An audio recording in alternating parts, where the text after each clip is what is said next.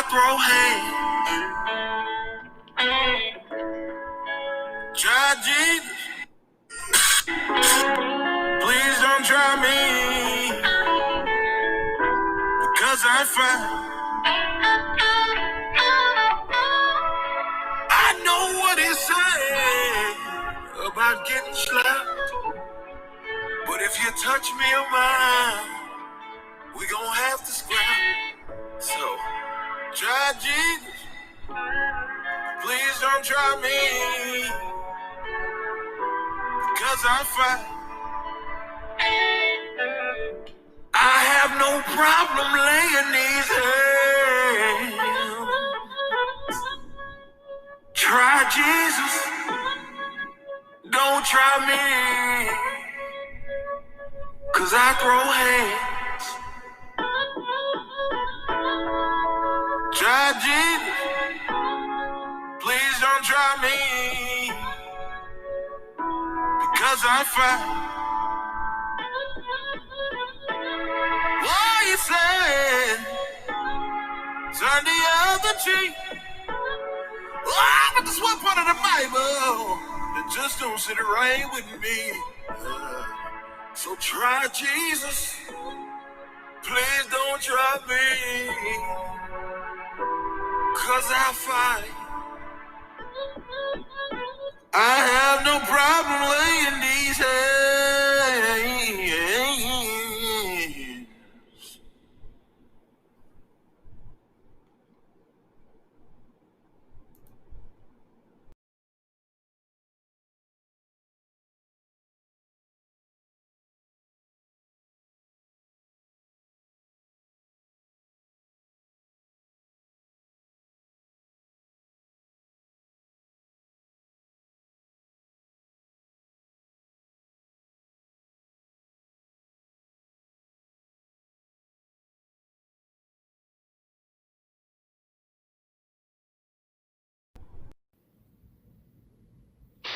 You're all a bunch of fucking assholes. You know why? You don't have the guts to be what you want to be. You need people like me.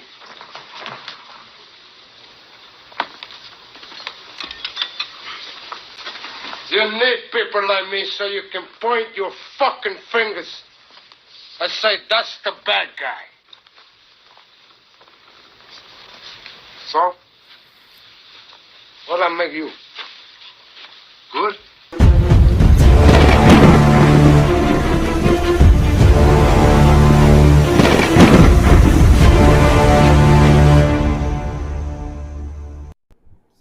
Ladies and gentlemen, let's get right into this real quick. Listen, I am Mario J. This is Tough Love. I need y'all. I know some of y'all at work, but some of y'all don't got no job.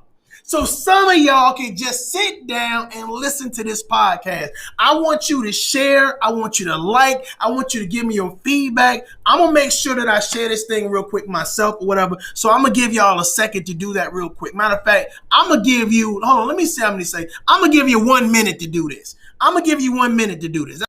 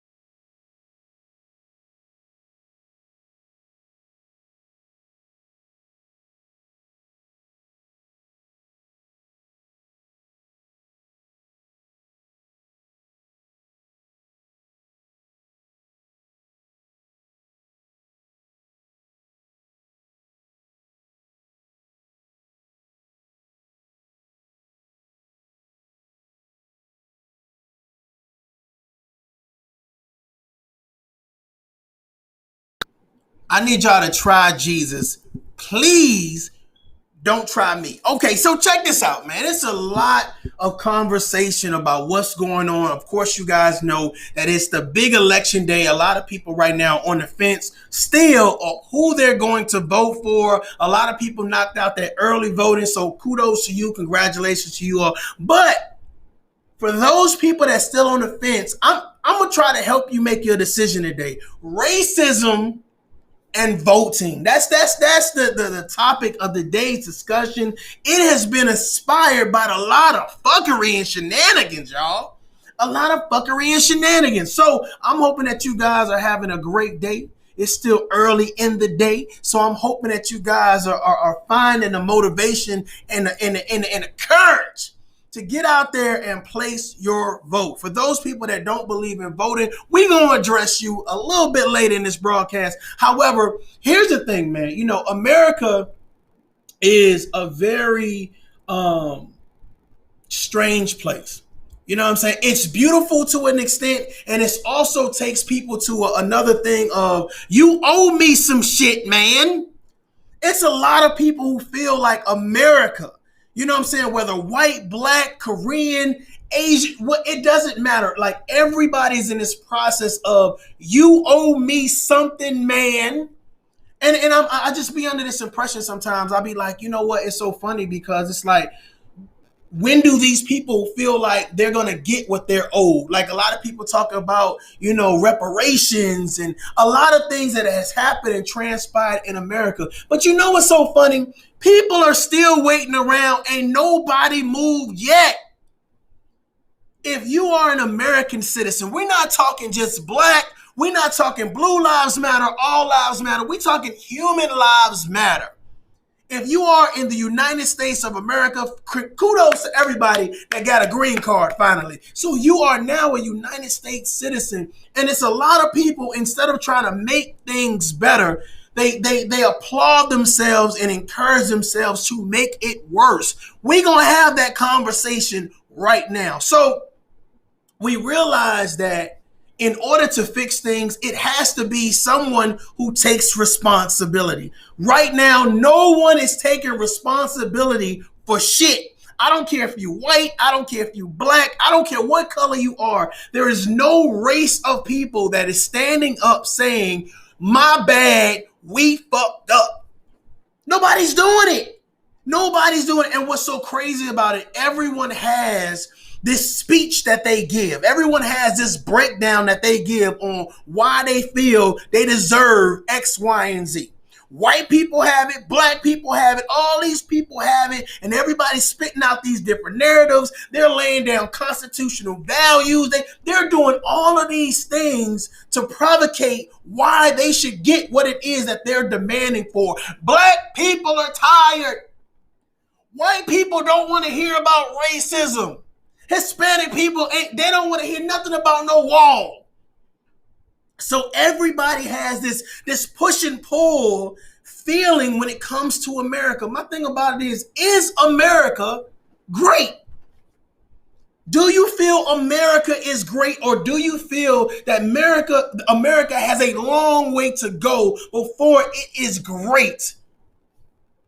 You know what? I want to, in order to get or make America great, there are certain things that we have within our reach to do in regards to voting. There's a process in regards to say we can choose the best person that we feel that will advocate for what it is that we want as Americans. So that's why it's very important that you have people to say, I am going to cast my vote for the best candidate. Now, some people say, you know what, the candidates that's running right now, we ain't got to say their names. We already know who they are.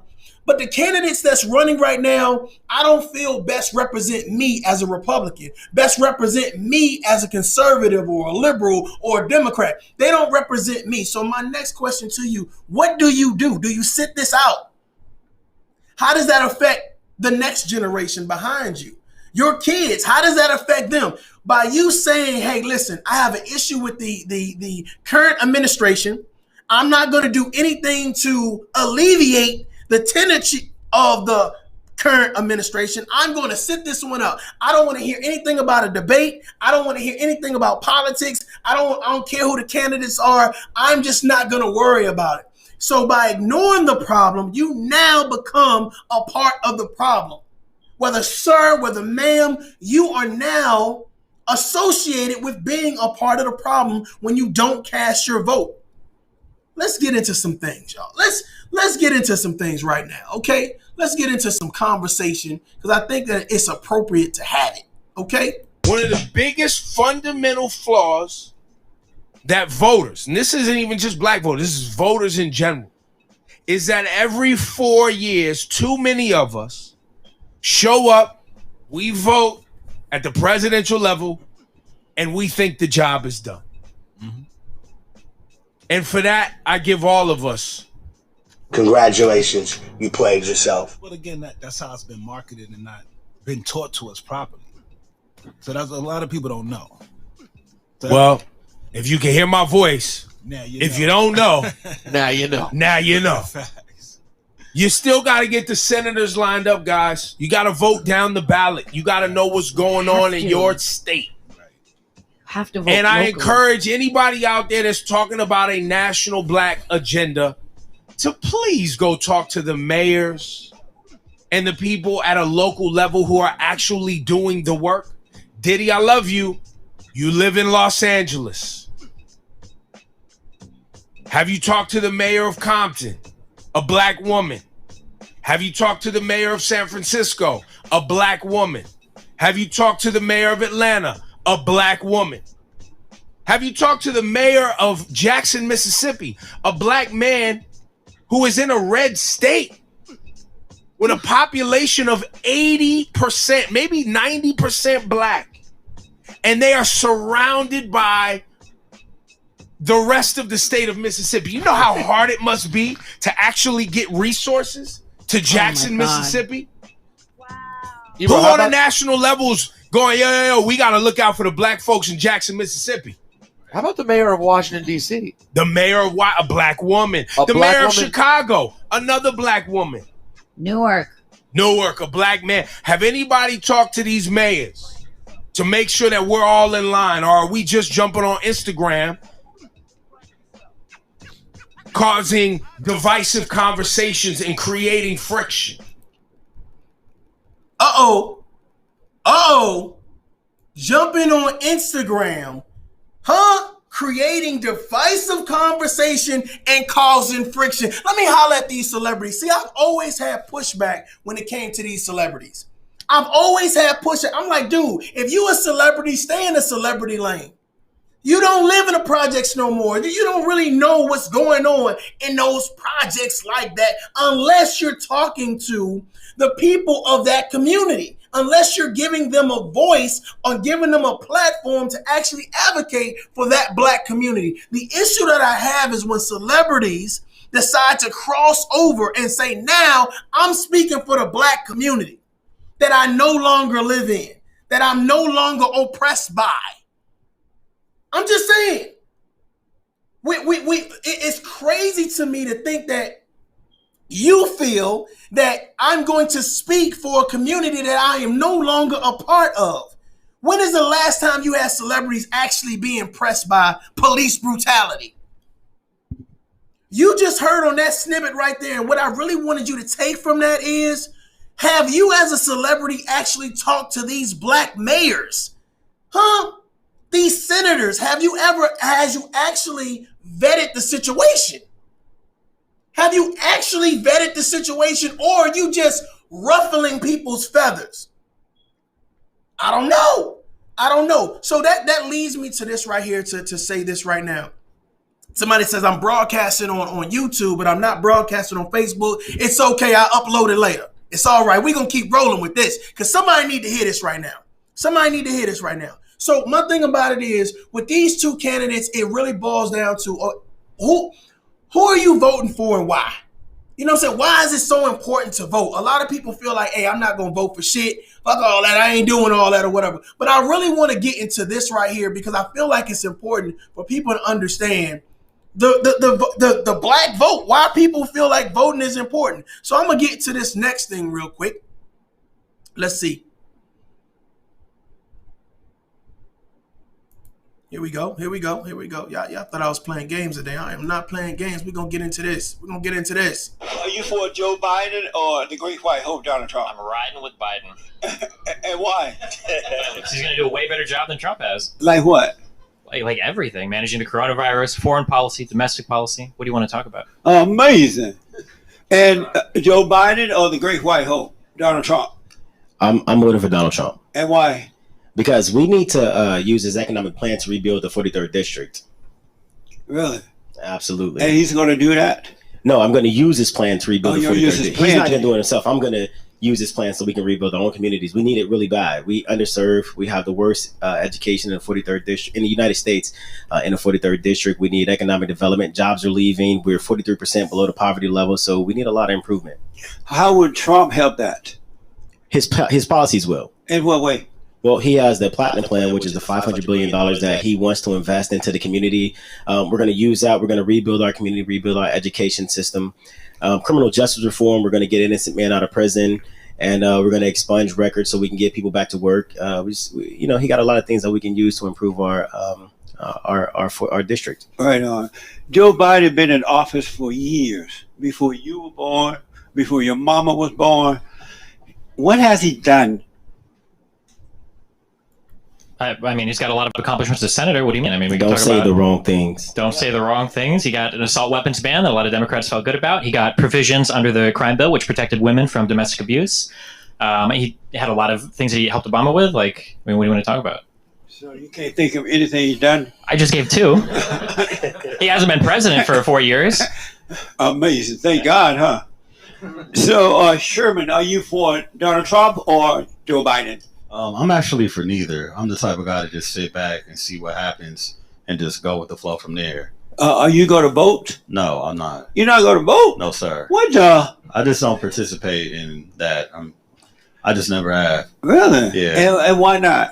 Because of my beliefs. I'm more so like the kind of guy to just like stand back and just like try to achieve what I want to achieve for my people in a different kind of way. You know, I just really never thought that voting will do for black people, you know, like we think that it will, because it never has. So you don't think either one of these guys could help improve black Americans' lives? No, I feel like we have to basically improve our lives ourselves first, you know, and get people like, you know, that are progressive in our community to actually help out first before we go to anyone else and try to get them to help us. Can I say something real quick? Let me just finish. 1 minute. What is it that y'all want? I mean, what do you want? What kind of help y'all need? Well, we need opportunities. Well, he doing that. How? By bringing more money into the community, job opportunities. Job opportunities where? Oh, well, before the Chinese virus, they were everywhere. No, that's what I'm saying. Like, it's easy to say that from the outside looking in, but when you're actually like in the field, you really don't see the opportunities that people think about that they say are actually there. Okay. You know, because I've been in South Central ever since I was a child, and I don't see any opportunities, nothing at all, and it looks exactly the same. Yeah, Maxine Waters.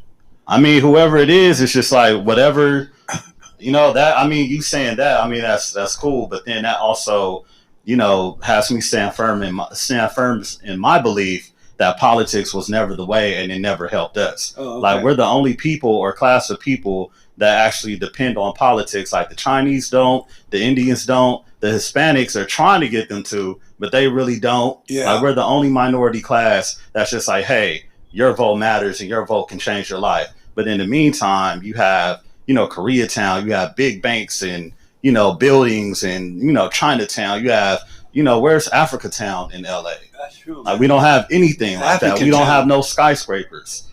We've been here for hundreds of years, and the Koreans come here and they're building skyscrapers in LA. Yeah. And we don't have anything. Amazing. What were you about to say? If in fact, because I feel like we bonded in the back, right? We talked, we had great conversation. Yeah. If in fact that you open up your ballot and my name is on there, just check it and drop it in there. That's all I'm saying. I'll build a skyscraper and put your name on. Just check Joe Collins, just drop it. You don't got to vote for anybody else, just me. Just throwing it out there. That's right. Promote. Andrew, who are you for? Donald Trump or listen, Joe Biden? Whoa. Hold on, player. we got to get into this because I don't want you guys to miss what's going on.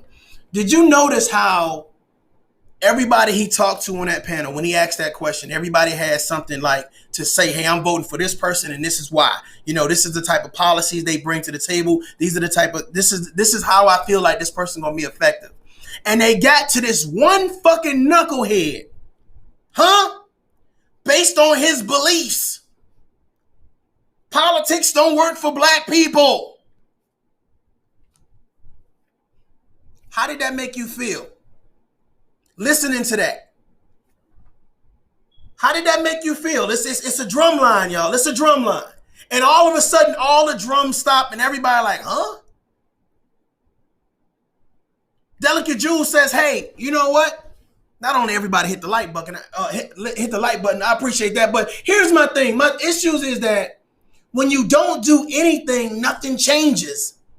When you can't say, listen, at least I took the first step. Now, if nothing changes after you take the first step, I understand your argument. But if you choose not to do anything, you just taking up a seat. You just in the way. You're standing on beliefs. Well, let's talk about your beliefs. How are your beliefs? How is what you're doing going to help black people? We have this unbeknownst energy when it comes to, I'm just going to do this because this is the cool thing to say. This is the cool thing to do. But when you lay out the facts, what you doing is fucking stupid. You don't have a dog in the fight. If you don't care about being a part of a solution or at least pushing forward a narrative to say, you know what, I really want to help Black America. It's not just sitting back talking about, well, I don't think politics work for me. I ain't going to vote for neither one. Bro, that's not the cool thing to do. You have educated Black people looking at you. You have the next generation looking at you. So imagine, I have something to say. I have nothing and no input in regards to politics. I want someone to understand these are the type of Black people that we have in America. That we feel like, you know what, one day we're going to get what we deserve. How if you do not do anything to advocate for change? If you don't let your voice be heard? Speaking of letting your voice be heard, we're not done, y'all. Speaking of letting your voice be heard, there have been some people where they've been very vocal about things that happen in America, and a lot of Black people have rallied behind them, whether they're Republicans, Democrats, liberals, conservatives, it didn't matter. They rallied behind these people and they said, this is what I'm talking about. Everybody got excited, started cheering, started breaking shit up like, oh man, they was really feeling themselves. So I wanted you guys to hear this. And I'm going to give some commentary on how I feel about this and why I feel the way I feel. Hold on. Looting. Y'all are the looters. America has looted Black people. What is happening in America is that white nationalism ideology is running wild. And the reason why buildings are burning is because this city, this state would prefer preserving that white nationalism and that white supremacist mindset over arresting, charging, and helping to convict 4 officers who killed a Black man. That is the reality of what we're dealing with. This is not just a few cops doing things across the country.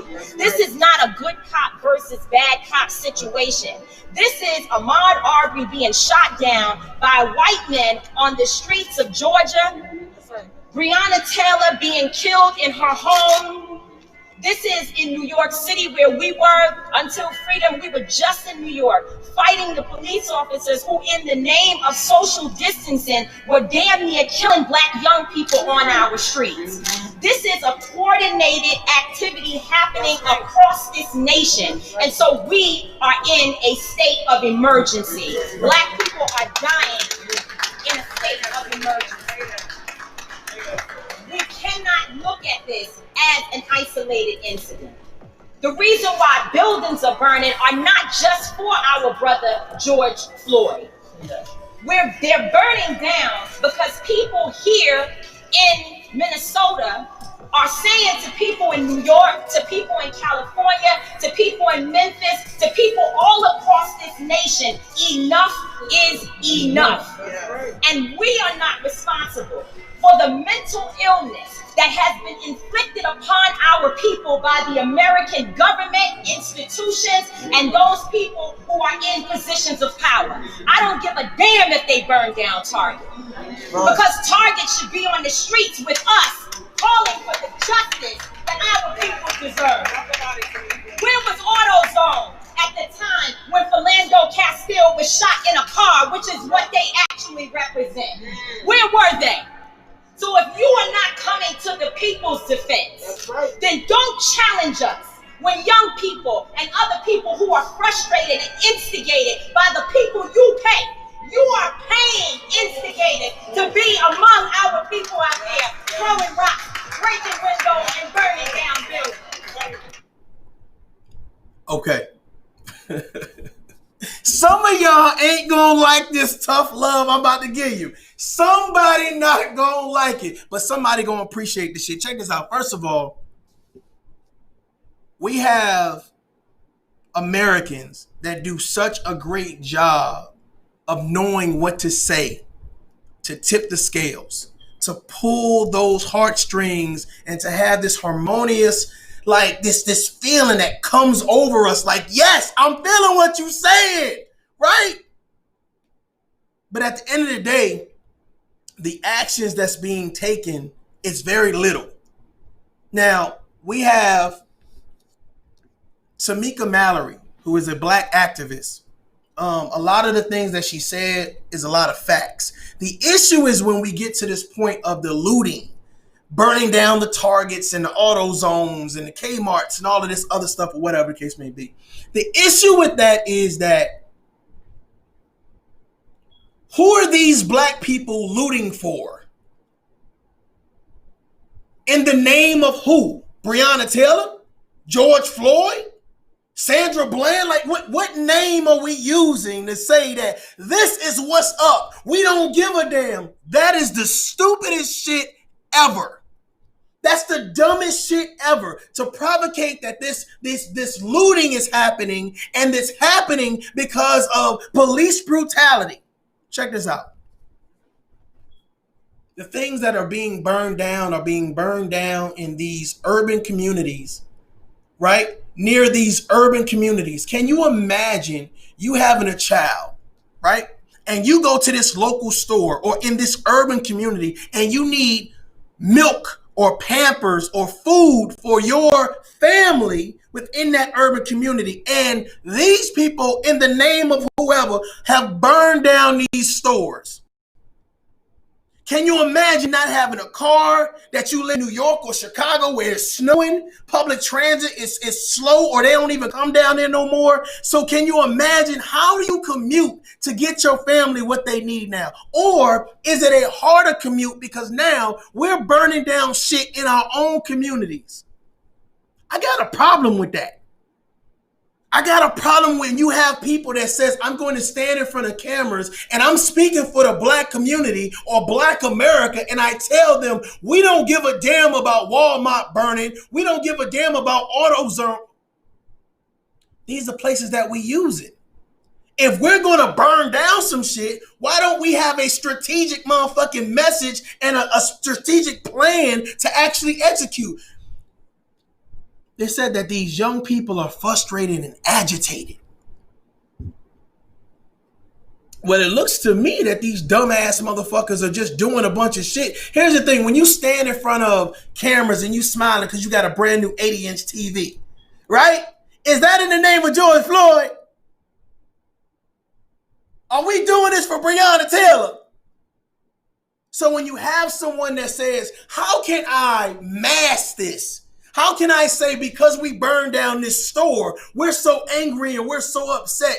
First of all, if the store would have got burned down, because what she said was the government or someone allegedly is paying agitators. I agree with that. So if these agitators are committing arson, you know what I would have did in front of Target and AutoZone? I would have stood there and watched that motherfucker burn.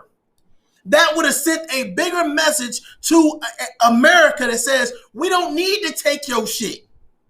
We demand our respect. We're not going to get caught up in taking fucking shit. We don't care about that shit. That's not what we want.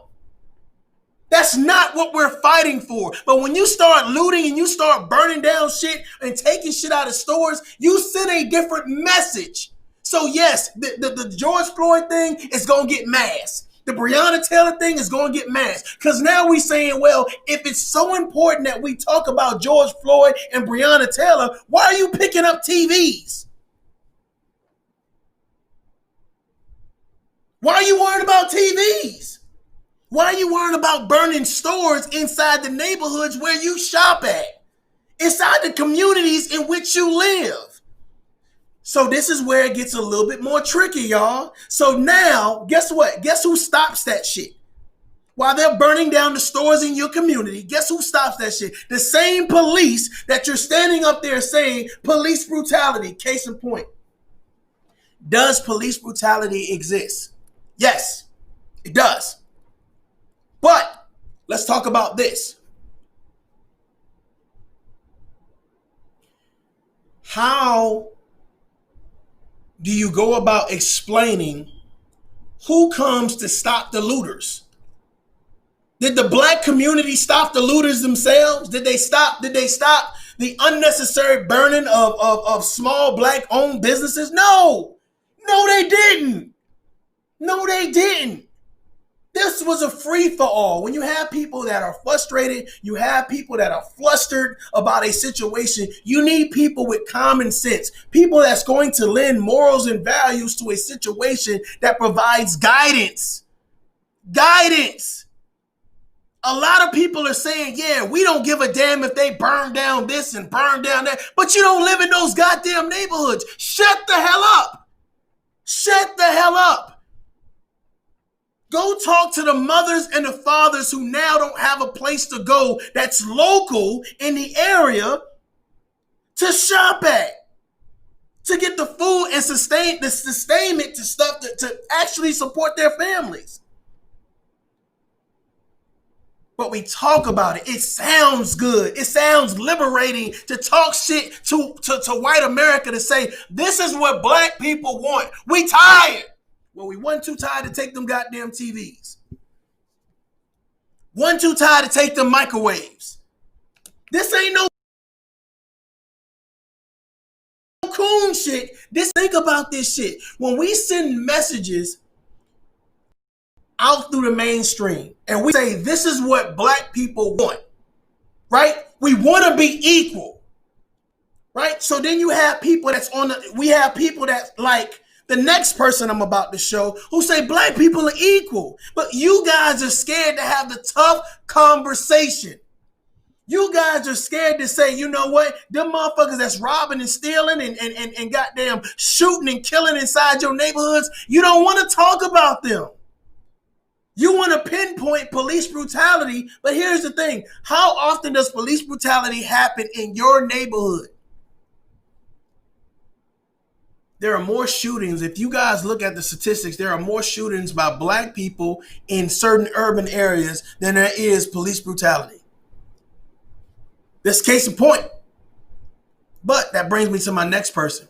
Because like I said, it's been a lot of people speaking out for the black community and speaking to the black community that some people have accepted and some people have said, hey, to hell with you. So let's talk about it. Let's talk about it. Let's keep this thing going. Owens is also far from the first black conservative to get attention for her ideas. But according to Theodore Johnson, a leading expert on race at the Brennan Center for Justice, the way she presents her arguments is what makes her exceptional. Candace plays into a particular strain of black conservatism where it's a bit opportunistic, where it sort of takes the temperature of the political environment and leans itself in a way that would get the person a little bit more attention and allows their message to travel further. That personality has earned Owens praise from prominent figures like Kanye West, Candace Owens has facts she's researched, even President Trump himself. Given her newfound fame, I wanted to understand how real her movement is and how seriously we should take her. So I went to Stanford University, where Owens was invited to speak by the school's college Republican organization in order to find out. White liberals don't really care about me, bro. That's correct. I'm off the plantation, bro. Another one off the plantation. So I wanted you to just take them to explain your background. Who is the real Candace Owens? I had no political inclination. I did not care about politics. That changed tremendously for me when Donald Trump began running. And I thought that the conversation was vitriolic, it was hateful. But I think the biggest thing is that I thought it was dishonest. In what way? When you start with, he is not allowed to run because he is a racist, because he is a sexist, because he is a misogynist. To me, it really challenged all of my views. It made me think that a lot of these words are used to control people, not to protect them. Owens is on a mission to convince young black voters to leave the Democratic Party, just like she did. Here's her argument in a nutshell. Black people have been failed by Democratic policies and are being brainwashed by the media and by movements like Black Lives Matter. So every 4 years, the Democrats need to get the black vote. And it seems that almost every 4 years, we start seeing racial tension rise. Every single night, I think, during Trump's election, Black Lives Matter protesters were being displayed on my screen. If you were a black person in America, you would have thought that you couldn't walk out the door. You would have thought that the police were hunting us, right? Factually speaking, it's just not true. I actually have the statistic. There were 778 African Americans shot and killed by police officers since 2015. Correct. It's a lot of people. That's a lot of people, but your stat is lacking is how many of them were unarmed and didn't deserve to be shot by the police. So, and I'll give you that stat. 16. 1-6. Unarmed black men were shot by police officers in 2016. That represents 0.00004% of the black population. There are discrepancies between news outlets that track the numbers due to differing methodologies. According to The Counted, a database by The Guardian, 29 unarmed black men were shot and killed by police in 2016. But, according to the Washington Post database, the number is 18. Still, Johnson says just looking at those statistics doesn't tell you the full story. So even if relative to violence writ large, or the number of incidents relative to the black population may seem small, when you look at the rate of incidents, and not just violence, but harassment, there is a clear disproportionate disadvantage of being black in a confrontation with law enforcement. You say Black Lives Matter is what? Is a political arm for the Democratic Party. That has been co-opted. Correct. I couldn't disagree more. The ways that Black Lives Matter protested and interrupted Bernie Sanders' campaign, Hillary Clinton's campaign, goes to show that there's no deep alliance between the movement and the party. You often talk a lot about how liberals are quick to cry racism or oppression. How do you define racism? Or what's an example of something you find racist? That's a big question. I think Jim Crow laws were racist. That was racist. And in the modern context? In the modern context, I can't think of a policy that is racist. But if somebody walks into this room right now and calls me the N-word, that's a racist term. Owens' critics say she's jumped on the Trump bandwagon just to get attention. And that Hold on, wait a minute. We're not finished yet. Now we've heard from the left and the right. We got Tamika, we got Candace, and it really boils down to Black Lives Matter, Blue Lives Matter, All Lives Matter. The thing about it is, what fucking matters to you? What matters to you? Do we make a difference for humans, or do we just say, if you not black, then I ain't for you? If you not white, then I ain't for you. If you don't look like this, or you don't sound like this, and you're not from over here, then we don't care about you. The thing about it is, at what point in time does human lives matter? Does Americans matter? We do such a great job at dividing ourselves time and time again. There's a lot of conversation, folks. There's a lot of conversation about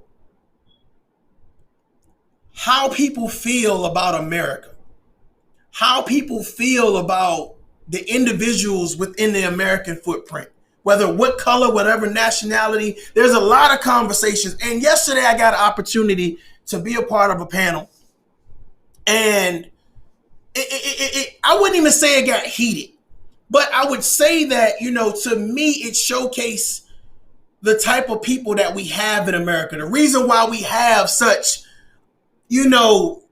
disdain for one another, because of the fact of the matter is, it's like everyone feels like their point is more valued than the other person's. Their experience is more valued than the other person's. And it's like, to me, I feel like this.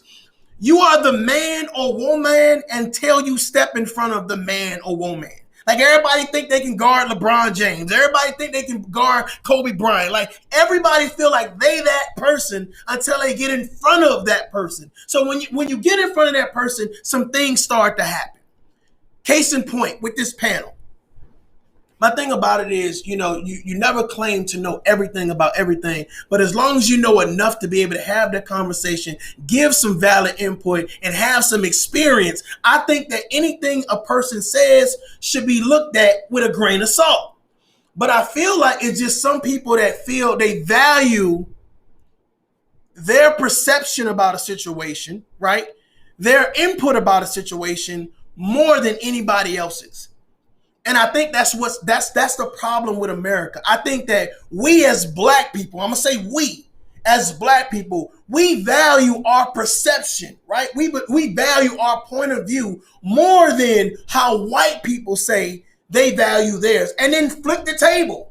White people do the same thing, and we got this ongoing flip of bullshit, and we never get down to solutions. We never get down to actually formalizing a game plan, being strategic. And we talk about equality. Equality for who? Equality for who? Here it is. You got Candace Owens, you got Tamika, you got all these activists and all of these celebrities. Everybody is telling you what to do, what not to do. Whoa. I want you to rock the vote. Then you come back and say, hold your vote. We holding our vote hostage. Then you come back and say, oh no, we only voting for the black party. Well, here's my thing. I know a lot of urban communities where black people don't get along. So then we separate it again and break it down to subdivisions. If you a Crip, vote for us. If you a Blood, vote for us. If you a Vice Lord or a GD or a Latin King, vote for us. Like, do we start breaking it down smaller? That's the issue. We're so divided. We're so divided as people. You know what I'm saying? And I'm not saying that all white America is together. What I'm saying is there has been something put in place, i.e. the voting process. And if you're saying, I don't want to be a part of that voting process because that's the white thing to do, then what are you doing for the black thing? Is it cool just to be like, oh, I'm a savage, I don't care nothing about no voting, no politics? But you never provide a way forward. You never provide a solution. It just sounds good to say I'm opting out. You're opting out because you don't have a strategy on how to opt in. You don't have a strategy to win. Ladies and gentlemen, my name is Mario J. This is Tough Love. We are talking about racism and voting and how that shit goes hand in hand. And how we're not fixing shit after all these generations, after waiting for this motherfucking magical unicorn to come out called what? Reparations. Because we owed something. So are we supposed to do nothing while we wait for everything? Or are we supposed to take part in what America says in order to be validated, you have to put your name in the ballot to be accounted for? It's a lot of ignorant things that happen in communities where we look at things and we say we want betterment. We want people to take the time and say, well, this is the better way to move forward, right? Here it comes. This is what y'all been waiting for. So the Ice Cube situation. Ice Cube apparently came up with a game plan for Black America, right?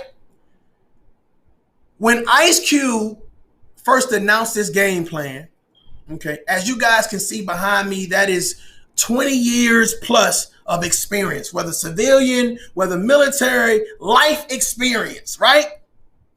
And that provocates to other people, other nationalities, other countries. You understand what I'm saying? CEOs, firemen, rangers, police officers, all types of people, right? And none of these people that I am connected to was talking about Ice Cube's policy, right? Or plan. Nobody. I did not find out about Ice Cube's plan until the Republican Party and Democratic Party made it mainstream. Now, my argument on this panel yesterday that I felt like I'm trying to refrain from saying certain things, but this tough love. So I felt like a lot of things were said, but if you sit back and listen to what I'm saying, there's no fucking argument. There's no argument. I believe that Ice Cube being a celebrity and having celebrity friends, right? From movies and also his rap career, I believe that Ice Cube, right, is in a position to push the narrative in regards to this is what I'm doing for the black community or black America. However, he did not get buy-in from black America. You got buy-in from people who did not live inside of those communities. You got buy-in from people that says, I'm pro-black. We don't give a shit about white people. We don't care about Hispanic people, Asian people. I'm pro-black. And you sit and you push this narrative out through a channel that not a lot of people follow. So I was told that I was misinformed. So I kindly told a guy, I said, listen, first of all, I ain't fucking misinformed. Uninformed, maybe. I'm uninformed by someone who is pushing a narrative that's supposed to support me and the generations behind me. I'm uninformed of a plan that he says is going to support us. 20-year veteran, someone that's on social media. For some reason, I didn't get an email. I didn't see a YouTube channel. I didn't see nothing on CNN. VH1 ain't talking about it. BET ain't talking about it. Nobody's talking about it that's in my circle. Then I had somebody say something about an algorithm. Like if you're researching these things, you're going out and looking for that information, then you would have got that information. So if you know judges, you know police officers, you know lawyers, you know politicians, you know all of these people that live in these different states, different countries or whatever, you mean to tell me all of them people are uninformed? I'm sorry, he said misinformed, which was incorrect. Because in order to be misinformed, you have to first get the information, boggle it up. Okay, you have to have some type of miscommunication. There was no miscommunication. There was no communication sent in this direction. So you're only as powerful and as good as the message that you send. Do we not like Ice Cube because he took the time out to say, okay, I'm doing this for the black community? No, that's not the problem. We don't have an issue with Ice Cube because he took the time to do that. The issue was how you sent the message. And like I said before, if you can promote a movie, I was told if you promoting a movie and a plan for black people, you don't do it the same way. Are you fucking retarded? Are you retarded? Are you retarded? Social media during this pandemic has been at the highest usage ever.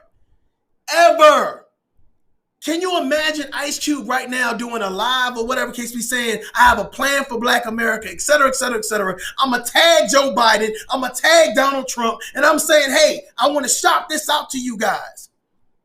Everybody's grabbing a hold of that. The Shade Room, World Star, everybody's grabbing a hold of that. But we don't have accountability. That's the issue. We don't say, yeah, good job. However, these things could have been done better. And I'd have been good with that. But the fact of the matter is that's why I'm saying, when you have certain types of people, you have certain type of agitators, certain type of people that want to push a narrative like black people ain't never happy. Shut the fuck up. Shut the fuck up. Black people ain't never happy. Brother, let me tell you something.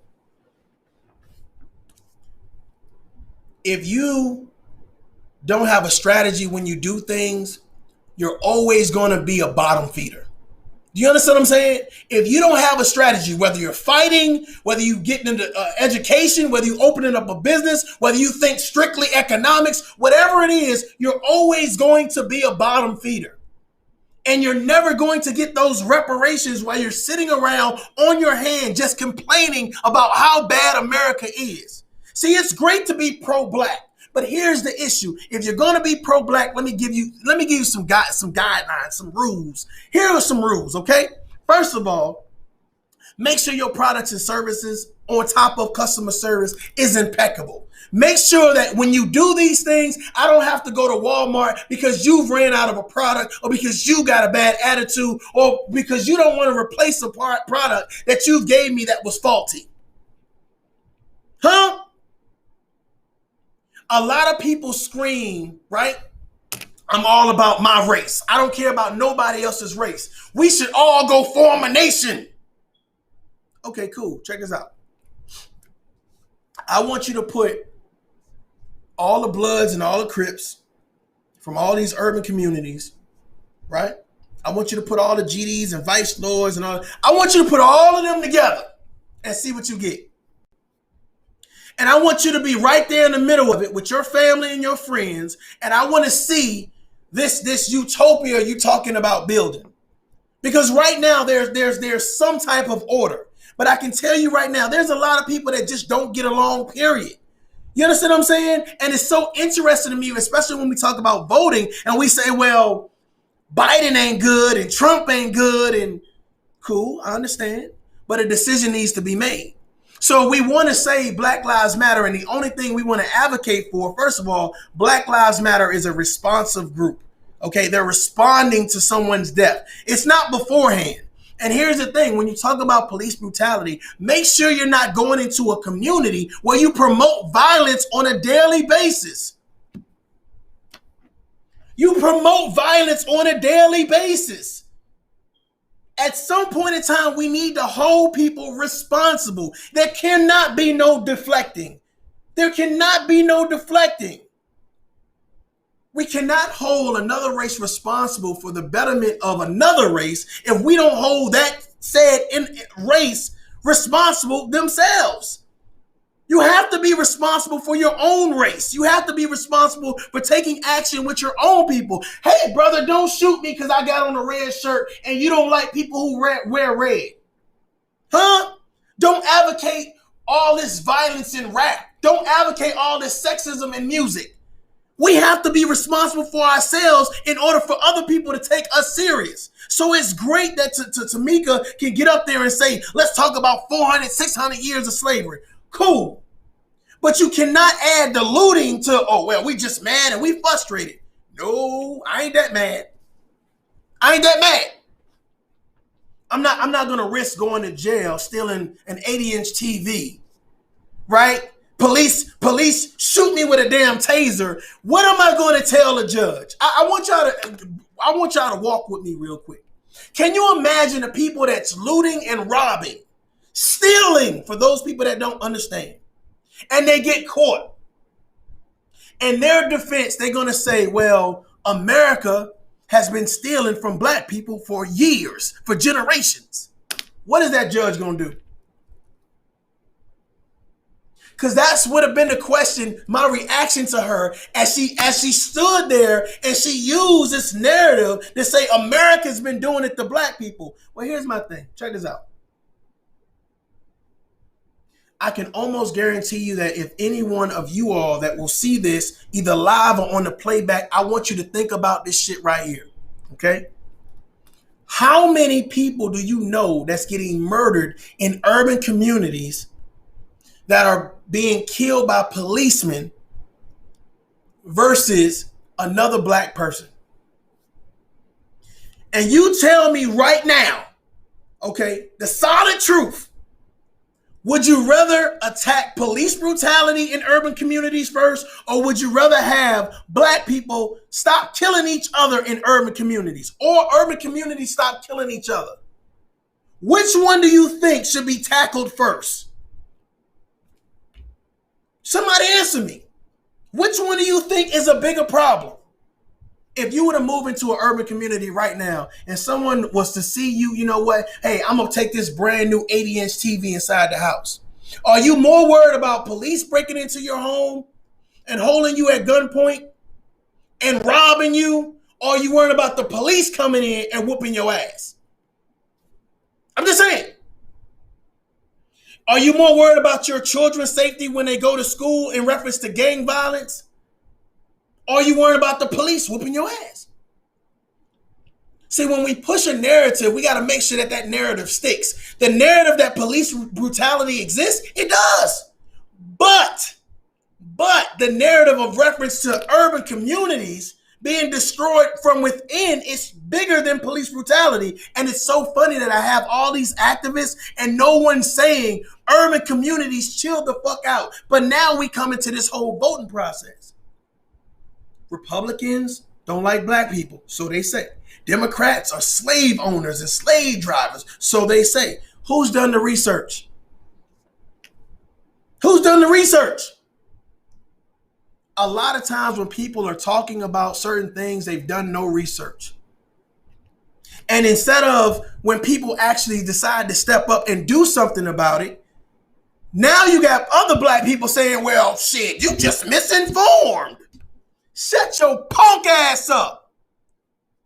Ain't nobody misinformed. If you're going to take a stand and say, I'm doing this for the black community, then make sure the black community knows about it. Make sure that you have all of these scholars that you say that's around you. And it can't just be pro-black scholars. Can you imagine, listen, can you imagine I'm doing something for the black community and I only get the Nation of Islam to help me? What they got to do with Christians? What they got to do with Pentecostals? What they got to do with Seventh-day Adventists? Nothing.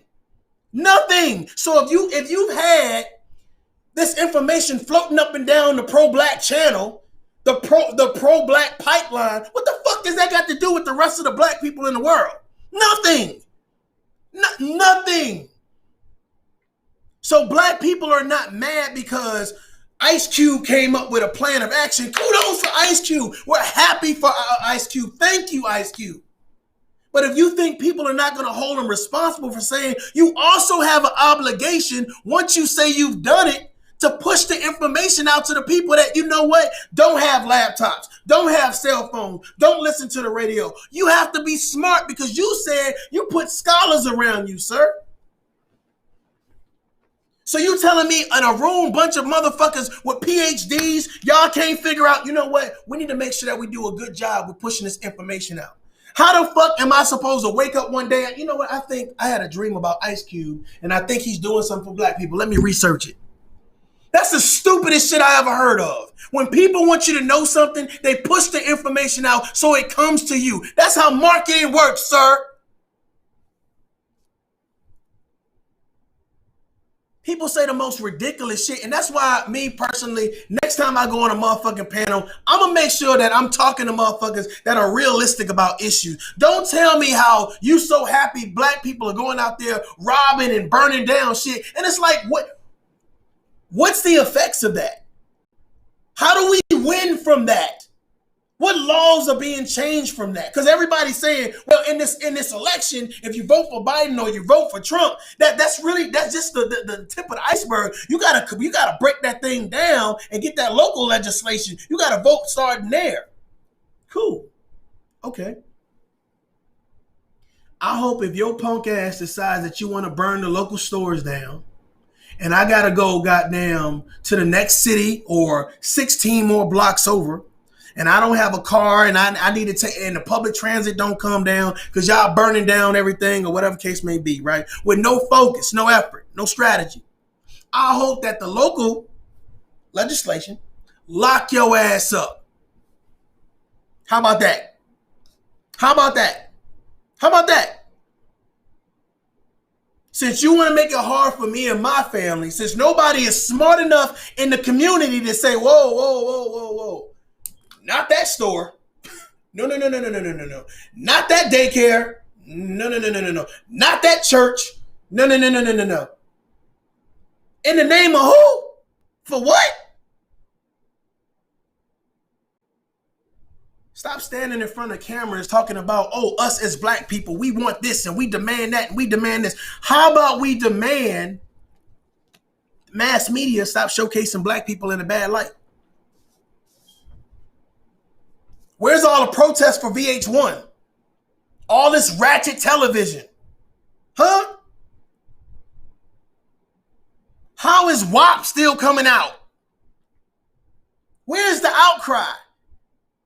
But what we want black people to do, we want people to feel sorry. Oh, police brutality.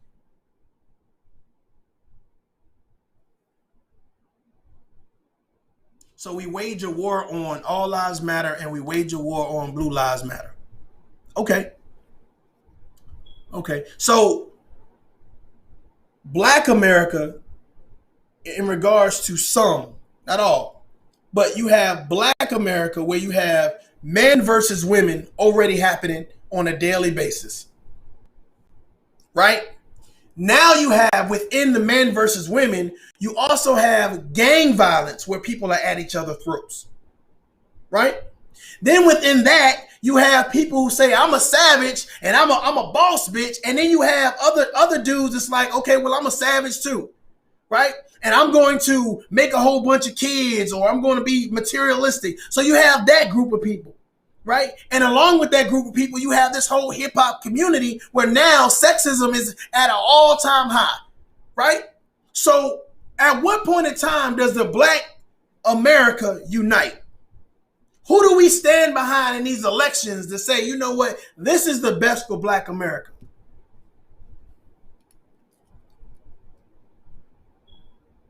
You notice that no celebrities are speaking about that plan of action? It's about what America owes us when we don't feel the need to owe ourselves dignity and respect. As Black men to respect Black women, as Black women to respect Black men, to raise our children together. Whether you're in the household or you're co-parenting within two different households, the fact of the matter is, who's advocating for togetherness? Who's advocating for actually promoting us? Nobody. We so happy that Ice Cube sat down with some people and wrote down some shit. Cool, brother. The obligation does not stop. Once you step into that arena, there is more to that arena. Do you understand me? It's not about just getting to Iraq, assholes. It's about getting back from Iraq. That's what it's about. You see these fucking things behind me? Soldiers have died wearing this fucking uniform, these fucking hats. It's not just about going to a foreign land. It's about getting back. It's about having a strategy once you get there. Oh, Ice Cube made a list of things and this is what we want to do. Okay, cool. Make sure we know about it. Your responsibility does not stop. For someone to tell Ice Cube your responsibility does not stop, thank you, but your responsibility does not stop. What idiot would disagree with that? What dumbass would disagree with that? What jackass would disagree with that? You mad at Ice Cube? We're not mad at Ice Cube. But as Black people, we expect to be informed.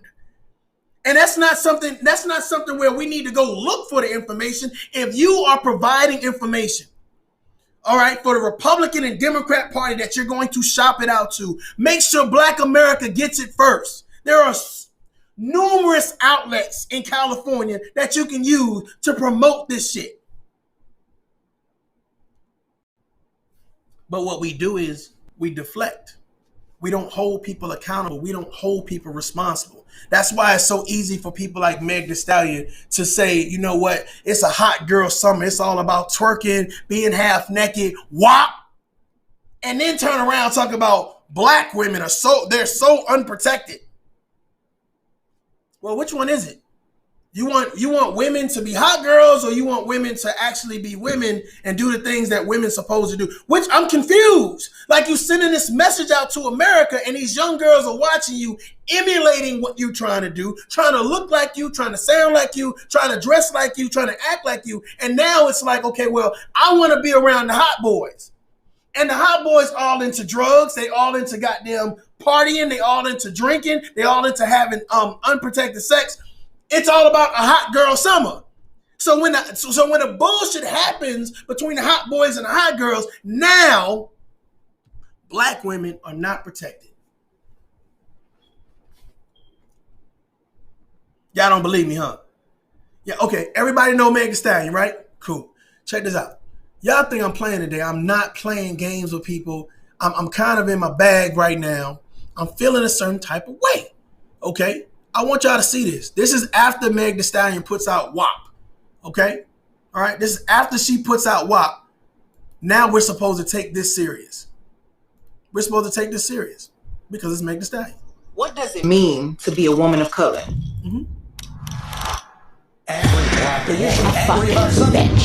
She's got to be strong because that's just the expectation. Loving herself, but not too much because then she's conceited. Being his lady in the street, but his freak in the sheets.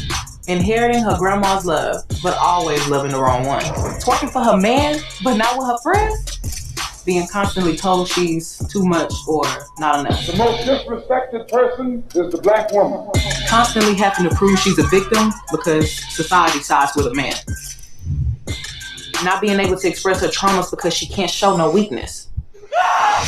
Is constantly told that she's too dark, too thin, too thick, too much of a bitch.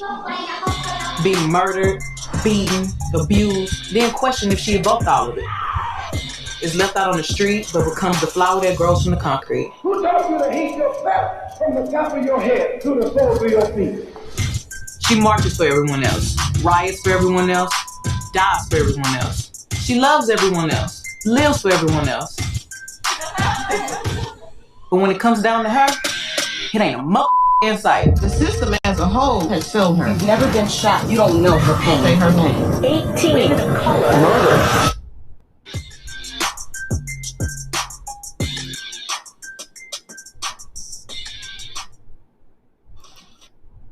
I'm just a little curious. What the fuck does that got to do with WAP?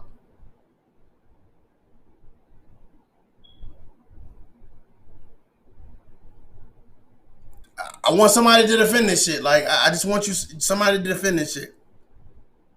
Because here's, you know what's so funny to me is like how people say when you try to do something good, people dive into your background or whatever case may be and they say, okay, well, what about this? And what about that? And what about this? My whole thing about it is, well, what's the message? Because if predominantly your music translate into pimp like, you know what I'm saying, jargon, sexuality, promoting sexuality or whatever case may be. And for some people that says, you know what, she is standing in the gap for women and telling women they need to be empowered, et cetera, et cetera, et cetera. And that's a whole nother road, right? But you know what's so funny, man? I know a lot of good women and they promote other women and that's their trait, that's their slate, that's their thing that they do. You know what I'm saying? I think there's a certain type of way, certain type of narrative you need to promote all the time. You know what I'm saying? If it's about women empowerment, my whole thing about it is, do you want your kids to do what you do? Let's be real. Do you want your kids to follow in your footsteps? I'm not shocked, but I already know that the value of it. It's almost like Trump talking to Lil Wayne. Lil Wayne don't represent me. He don't represent me. Does Carly B represent you? You tell me. All of the people that can sit down and actually have a conversation with someone that's like, hey, listen, we not superstars, but we damn sure can tell you what's going on in some of these communities. Why would Lil Wayne be important? You look like you drugged out on every damn photo that you take. Cardi B, we love you, your energy, ha, ha, ha, ha, ha. But that is the presidential candidate for the Democratic Party. Why are you talking to him? About what? You no longer live in those communities. And there are people within those communities. There's goddamn trashmen. There's teachers. There's other people that live within those communities that can have a conversation. That's what I'm saying. My thing about it is, isn't it funny when we say white America wants to speak to black America, who they choose to speak to? Y'all want to have a conversation? Let's do that.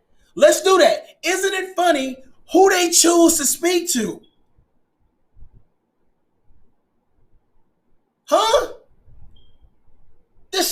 crazy to me. And that's why when I say, hey, you know, my whole idea of having a panel was to bring black people together. And I'm not even saying like-minded. However, at the end of the day, it's about promoting a narrative. And that narrative is saying, let's discuss the issues that affect Black America and let's formalize some solutions. So people, whether it's a politician, a celebrity, just the average Joe that lives in these communities, can look and say, you know what? These people are providing solutions. But when you have people that says, you know what? You're providing more solutions than I'm providing, so what I need to do is throw salt at you. That's not a successful panel. You need people who are confident, that can stand on their own 2 feet, that can actually provide solutions that say, you know what, based on your experience, I understand where you're coming from. I may not agree with it, but I understand it. It's not about calling people ignorant. It's not about saying you're misinformed. No, motherfucker, you're uninformed. You're uninformed because you don't understand the value of appreciating other people's point of view, other people's perspective, other people's value of tough love. Which is why you're stagnant in your growth. Not just fucking social media wise, in life. In life. People need to understand what actually action look like. It's not just about talking. It's about providing action. You know what I did? I heard somebody says, you know, it's a lot of people talking. They don't do no action. I wrote the Bystanders Act 2020. It's actually the icon on my Facebook page. And there's a whole page with about 300-400 people that have signed this petition to get the Bystander Act pushed forward. In regards to the act was, the Bystander Act basically encompassed a better way or a legal way for bystanders to act in a manner in which George Floyd had died and everybody was standing around with their cameras. I was like, well, that's effed up that no one helped him. So I was like, hey, let me try to do something about this. So we did the whole GoFundMe thing and we did all that great stuff or whatever case may be, and we got the ball rolling or whatever. So now the Bystanders Act is now linked, okay, to other acts. So they basically did the same thing Q did and took a portion or a piece from that act and now moved it to somewhere else so that way it can actually goddamn get some steam and start running. So when motherfuckers ask, what did you do? More than you, motherfucker. What did you do? I noticed this was a situation where, you know what? If we want America to be great, we have to use great people. If we want America to be responsible, we have to use responsible people. If we want to have conversations that will involve tough situations, we gotta have people that's built for the conversations. People with experience for that conversation. Dude, I don't give a fuck how you look. I don't care if you white. I don't care if you black. I don't care if you Puerto Rican. The issue with me is I want solutions. I want to see my people prosper. I want to see people prosper. When you have people that says, I'm only worried about the black race. Cool. What are you doing for the black race? How are you putting actions into place for the black race? Dr. Umar Johnson, where the hell is that school at? Huh?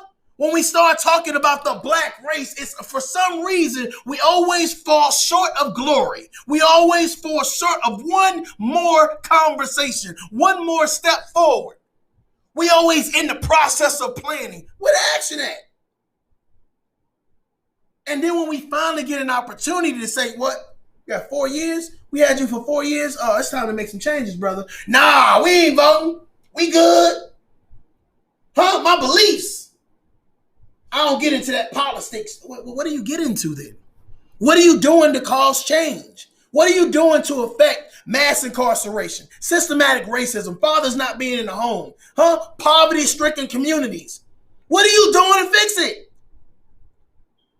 Because even talking about it with like-minded people and you provide solutions, bro, That's an hour certified. You understand what I'm saying? That's some shit that's certified that somebody may see on social media and say, hey, Congressman such and such, Senator such and such, you need to check this out. Mayor such and such. You need to check these people out. But when you have people that have dysfunction, because one person needs to out-talk this person or one person needs to up this person. My whole thing about it is, listen, bro, let me tell you something. I would rather be a lone ranger than have a team of misfits that don't motherfucking equate to shit. That's real shit.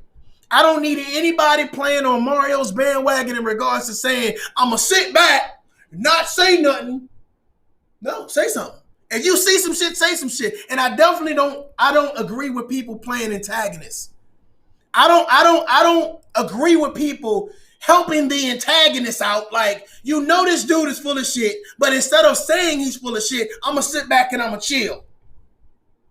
I don't fucking need you neither. Deuces. This tough love. I am the founder and creator. You know what I'm saying? And I'm telling you right now, no one is more harder on me than I am. And believe you me, I say it how I say it. I walk it how I talk it. Period. And if I'm at your neck, then I'm at your throat until you suffocate. I'll let you know when you can breathe. Real shit. You want to push a narrative that doesn't equate to be beneficial for nobody. Black, white, Chinese, nothing. To sit around and hear a bunch of people say, white people this and black people that and this and this and this. My whole thing about it is you are the racist that you talk about. You are the racist people that you talk about. And if you can't realize that you are the fucking black KKK, if you can't realize that you are a black Nazi, if you can't realize that you are problematic, something is wrong. Something is wrong. And you know what I also noticed? When you can't take your message and go mainstream with it. And then the people that follow you, how successful are those people? You don't want this smoke, bro. This ain't what you want. You know what I'm saying? And this goes for everybody.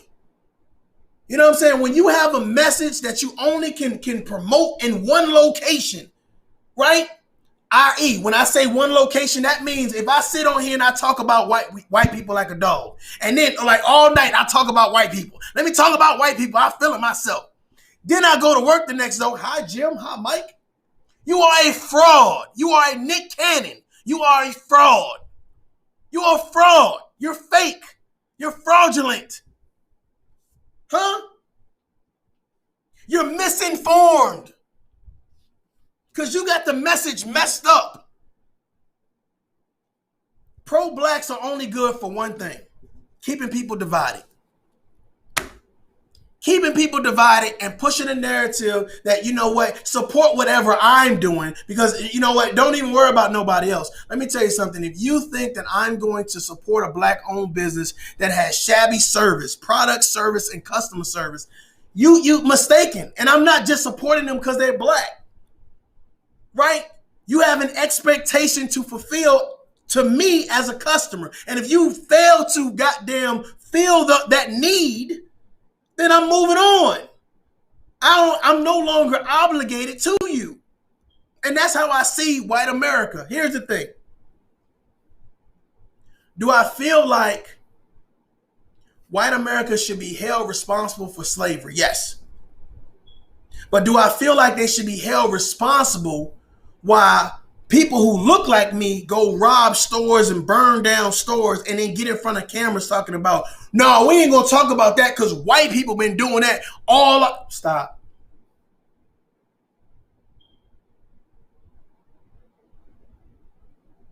We have now tainted our argument.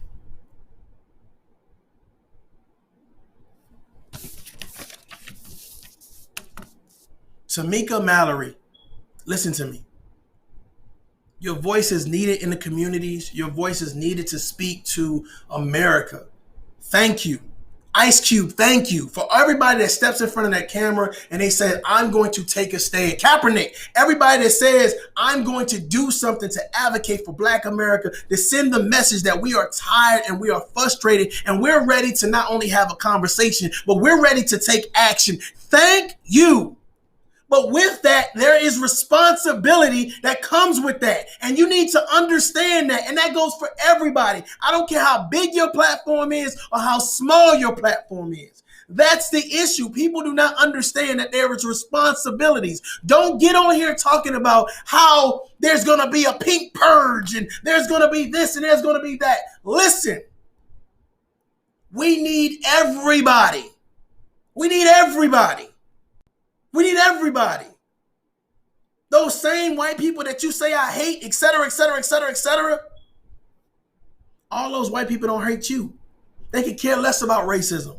That just goes to show you that you keep people in your circle that promotes that hatred, and you're too scared to get out of your circle, out of your bubble, out of that negative way of thinking. So when I sit down and I listen to people here and they promote that negative way of thinking, that's fucked up. So for those people that hate the Candace Owens and, oh, she's a coon, and those white people and blah, blah, blah. My whole thing about it is, you're telling me out of 1,000 white people, there's not one good white person? Out of 1,000 Black people, there's not one good Black person? Out of 1,000 Hispanic people, there's not one good Hispanic person? The narrative needs to be changed.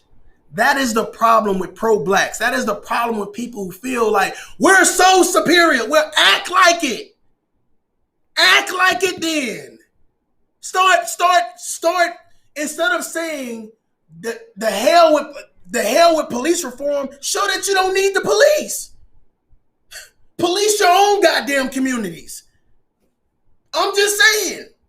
Huh? We're too afraid to take the steps necessary to fix some shit. So we take that energy that we should be saying, hey, let me look to my left and right, and we point it outward and say, white America, look what you're doing to us. You're not helping us. Why are you getting public assistance? Are you staying in public housing? Are you continuously having children out of wedlock? Who's paying for all that? A lot of those white people that you say that hate you. See, the real power is to show people that you don't need them. That's the real power. You understand what I'm saying? You ever been in a relationship and somebody said, oh, you ain't gonna be nothing without me? Well, let me show you. Let me show you my worth. Let me show you my value. Let me show you my courage. Let me show you my strength by walking out of this situation and showing you I don't need you. That's real power. So until we start saying we're ready to do that, we're still going to stay in this rut. So 10 years from now, we're still going to be saying, what about our reparations?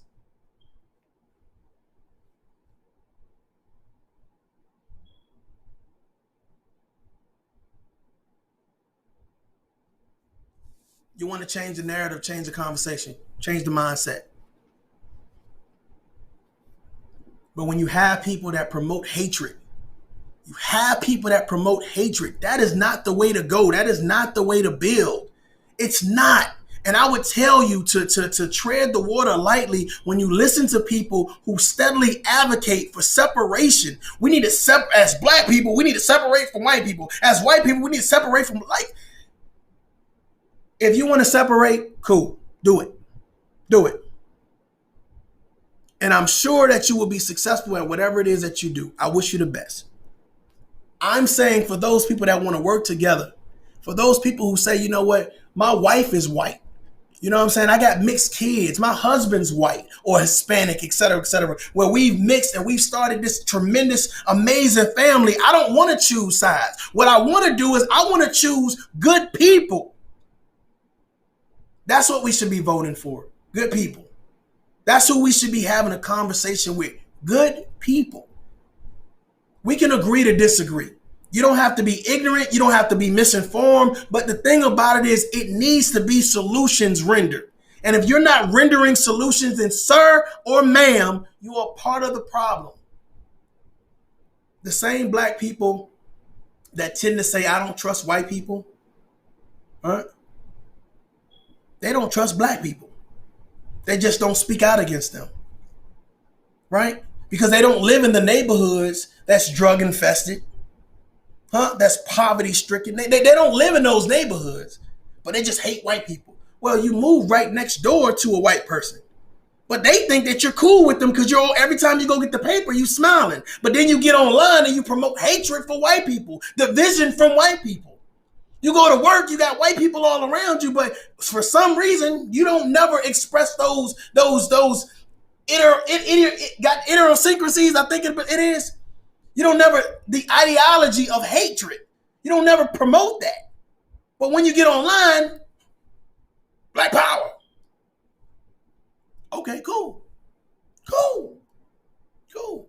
I just won't be a part of that bullshit because that's what it is. I'm not going to teach my children to hate someone for their skin color. I'm going to say, hey, listen, keep everyone at an arm's length, and then you find out for yourself based on what it is that you feel like is important to you to understand and want to know, based on the principles, the standards, and morals that my children are taught, to be able to vet that person. That's what I believe people should be teaching people. But it's up to you. Okay, it's up to you. Ladies and gentlemen, this is Tough Love. I'd like to thank you guys for rocking with me. For some reason, it was not broadcasting to Facebook. I'm going to get that thing uploaded and probably reshare this live or whatever case to be. This has been a phenomenal eye-opening experience for me because I believe that this election is going to tell the tale of who America really is. And is the Candace Owens or the Tamika Mallory's of this United States of America, who's more prominent and what voice is more prominent? What actions actually rendered victory? Was it the looting and the robbing? Was it the talking about Black America? Was it defending Trump, defending Biden? We're going to find out what America feels and how it responds to us. Until next time, ladies and gentlemen, y'all are dope up. Stay safe, be humble, and stay blessed. I'm going to holler at y'all. Peace.